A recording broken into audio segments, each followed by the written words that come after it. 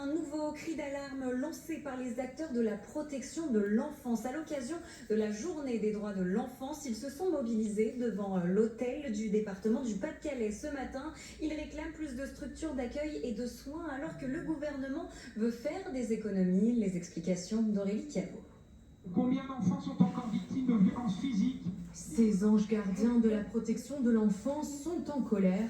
Les assistants familiaux se sentent impuissants face au nombre croissant de demandes de placement. On a de plus en plus de collègues qui dépassent leur agrément en prenant des enfants en surcapacité. Et en fait, quand on accueille trop d'enfants, il est impossible de faire un travail de qualité en fait.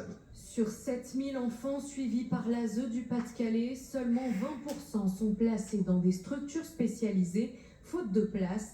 La plupart sont donc confiés à des familles d'accueil. Mais nous n'avons pas les diplômes des éducateurs, tout ça dans les établissements. Et les établissements sont formés aux situations de crise. Il nous manque des structures adaptées. Les mineurs en situation de handicap avec des troubles psychiatriques ou sous contrôle judiciaire se retrouvent souvent sans solution durable.